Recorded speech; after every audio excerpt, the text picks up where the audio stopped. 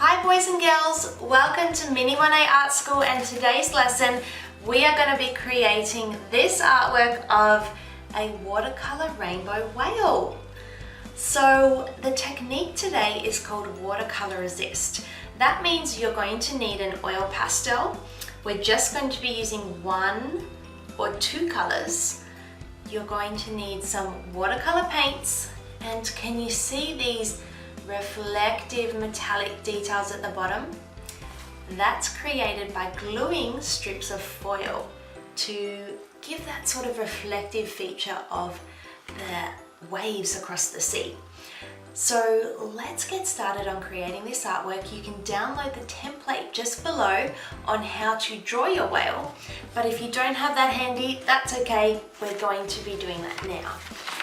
Let's have our drawing paper facing landscape position, and the first thing I want you to do is use your oil pastel to draw. Now we're using an oil pastel to draw, not a pencil. I really like using this because it encourages us to draw big, and we obviously can't rub this out, so if there are any mistakes, all we've got to do is just redraw the line. So we're not looking for perfect lines at the moment. We're just going to start and have some fun.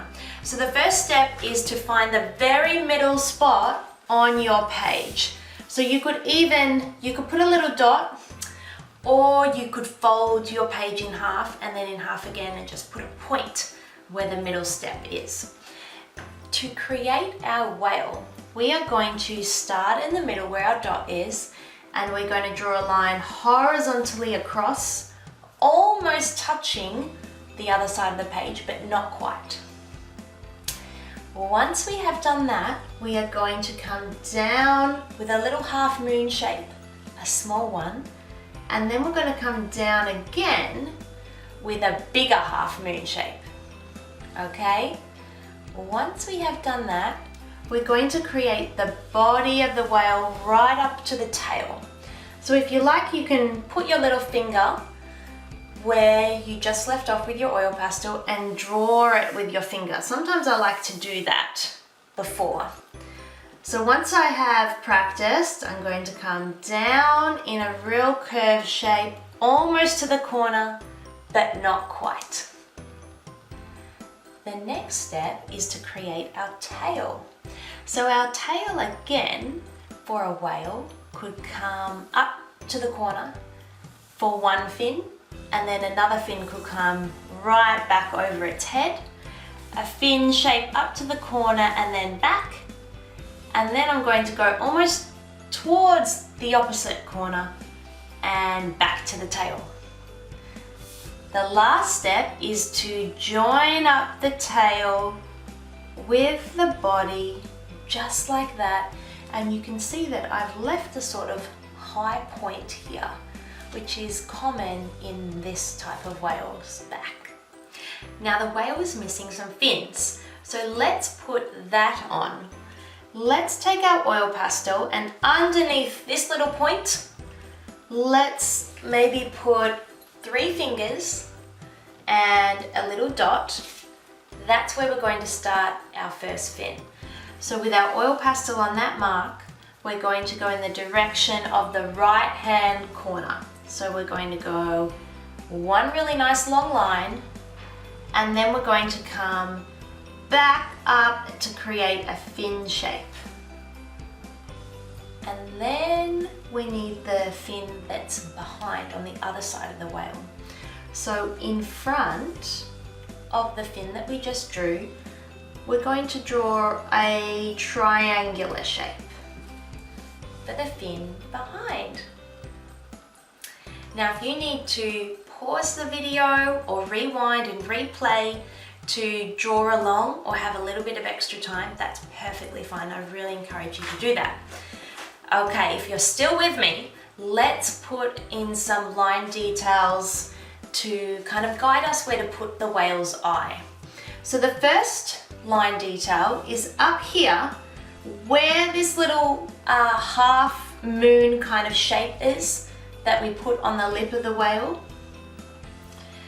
Let's draw that all the way across we're going to get to where the fin is. We're going to go down and then up towards the tail. Can you see what I just did there? Now, just on top of that fin, that's sort of where we're going to put the eye. And it's interesting, whales' eyes compared to their body are really not that big actually. So we'll colour that in quite dark. And then we are going to separate this section of the whale into lots of lines. So you can do as many as you like at this point. So I'm going to just draw across and towards my tail. And notice how my lines are going quite curved. I haven't got straight lines here like stripes. They're curved lines. Okay, do you know what? That is the last step of drawing our whale. That was pretty quick. Now I want to show you one more element to include with the oil pastel. Can you see these little stroke details here?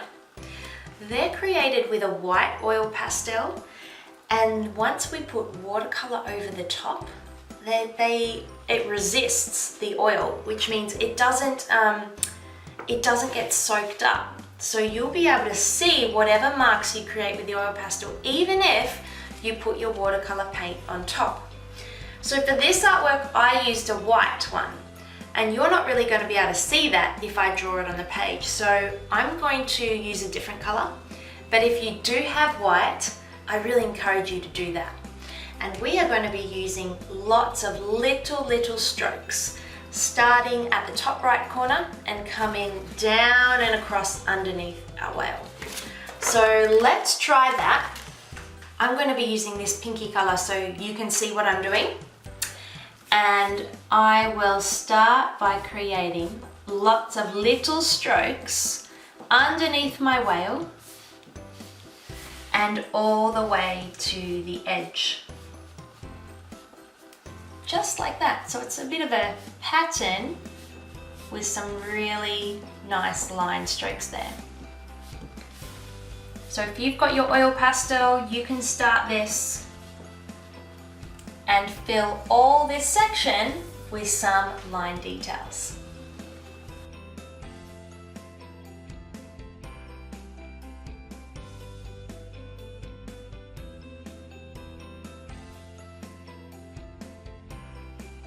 And now we are going to go over to the table and create our painting with our watercolor. Now the watercolors that I'm using look like this. They're in little discs, but yours might be in a square palette, which is perfectly fine. And we are going to use some really bright rainbow colors. So let's set up on the table. So the way I like to set up for using watercolor is a plastic mat underneath my page in case we make a mess. I have a large flat brush and a kind of medium-sized round brush today. I've got a little jug of water, my watercolor palettes over here with a bit of scrap paper actually. So this is good just to test some colors, and a piece of paper towel, and that's good to dry my brush if I need to. And you'll notice that I have a little palette here. So I've done that because my little watercolor circles of discs are quite small. If yours are bigger, you probably don't need this, but it's nice to put a bit of water in, and then I can kind of add a little bit of color to it, which will make the pigment less bright or more translucent, okay? Which is a great characteristic of watercolor. So the first step, once we are all set up, is to color in our whale. And we're going to be using our medium round brush here. And what I want you to do is wet your brush, just like this, and then drag it across the lip of your water jug, just so it's not dripping. We don't want too much water. So we're gonna wet our brush, drag it across the lip, and you can even tap. Okay, And then we are going to select our blue. So you can put a little bit of blue watercolor on your brush, and we are going to be painting this section here of our whale blue.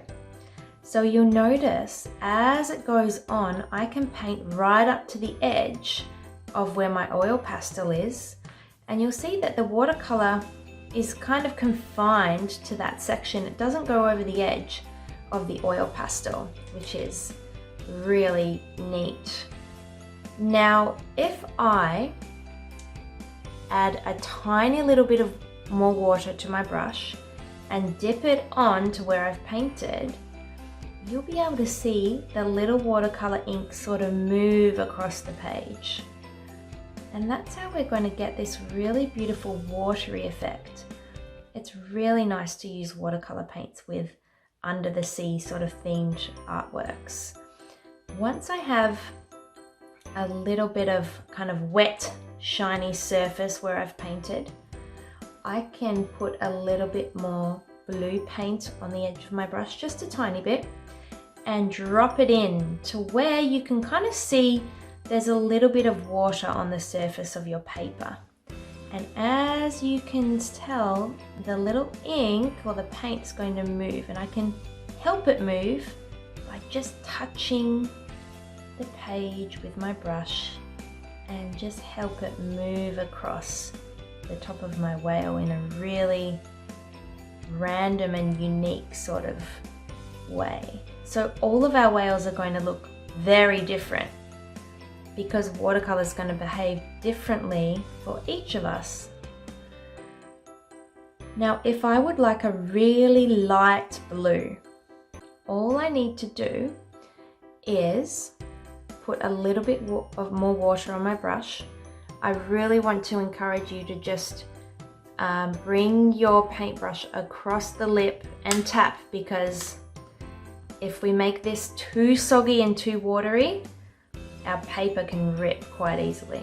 But you can tell when I put a little bit more water on my brush, it dilutes the pigment or the dye of the color watercolor paint I'm using, so it makes it much lighter. Okay, so let's continue using this technique. You guys can be painting now as well with your blue watercolor. If I use the paints that I've created in this little dish, it's got a lot more water added to it. So that means it's going to be a little bit lighter than it would if I went straight into my little disc of paint over here. You kind of tell the difference. Okay, let's have some fun painting the top section of our whale blue.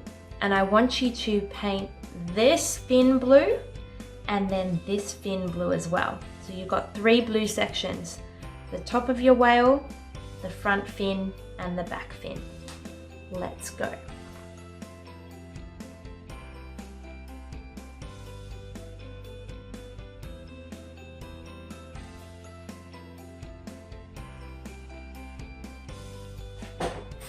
Once we have the blue sections of our whale done, we are going to create some colors across his body just here. So let's have a look at our original copy. So we have some purple, pink, orange, and yellows. Now what's fun about this is you can choose any colors that you want to put across the body. So creating like a rainbow whale. I'm going to be using, let's see, I think I'm going to start with some green. Now these colors can be nice and bright, okay, and we're leaving this section white. Often whales, they're not rainbow, but they do have a bit of white on their underbelly. And all I'm doing with this is putting a little bit of color on my paintbrush and dragging my paintbrush across the body, nice and smooth strokes. So we want to avoid doing this type of action because that's going to make our paintbrush really rough at the point. It's really good practice to try and do nice smooth strokes. I wonder what color you guys are doing. What kind of rainbow colours are you going to put on your whale? Let's finish off our whale. Once our whale is looking colourful, we're going to put something in the background. So in this artwork, I've created some pink big strokes. So I'm going to be using my big square paintbrush. I've created pink, then orange, then yellow. And so that color scheme, pink, orange, and yellow, is a warm color scheme. They kind of associate those colors with feeling warm, with fire, with summer. So that's one option you could do, or you could do maybe a cool color scheme. What do you think a cool color scheme could be?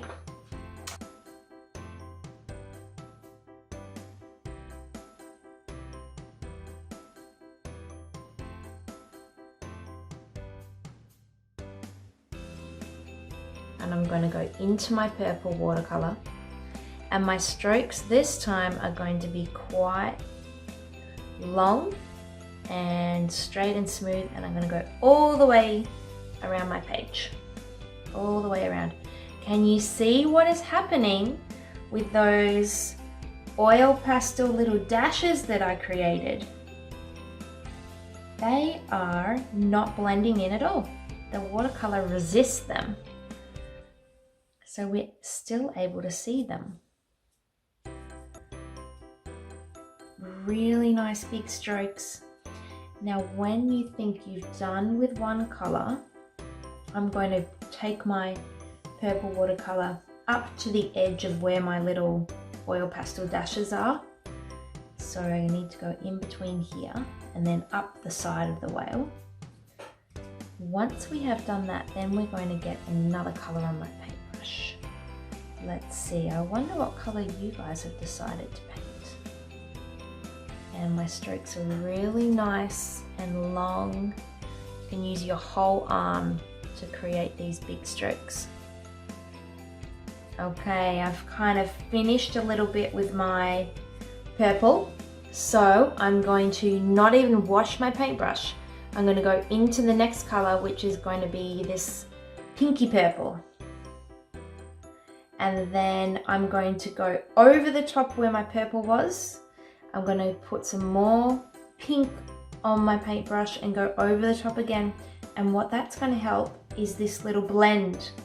Can you see how my purple and my pink have blended in together? All I needed was a few strokes on top. That's great. Okay, let's continue painting our background. I'm going to turn this pink into blue up here. You guys can start with your background.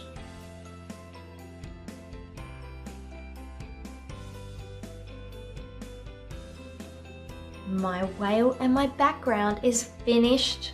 It just looks so beautiful. Look at this blend of purple into pinks, or purpley pinks into blues. I hope you guys are having fun doing this project. Now, we actually need this to dry before this step. Can you see what we're going to do next? These beautiful silver sort of wave-like reflections. So let's let that dry. My artwork is dry and I have cut some pieces of foil just here. And my glue stick is ready with a bit of scrap paper. So we're going to cut very carefully some sort of wave-like shapes. Now, if it's too tricky cutting shapes, you could kind of tear the foil as well, which would work perfectly fine. They don't have to be really neat. But once we have cut a shape like this, we're going to paste it down with the really shiny side facing up. So we'll turn it onto our scrap piece of paper and gently glide the glue stick across the back. You don't want to press too hard here because the foil can tear. It's quite delicate. And then we're just going to glue it gently across the bottom of our page. So we're going to have some really beautiful wave kind of reflections like you see on the water when the sun is beaming down onto the ocean. Let's have them all across here, just like this example.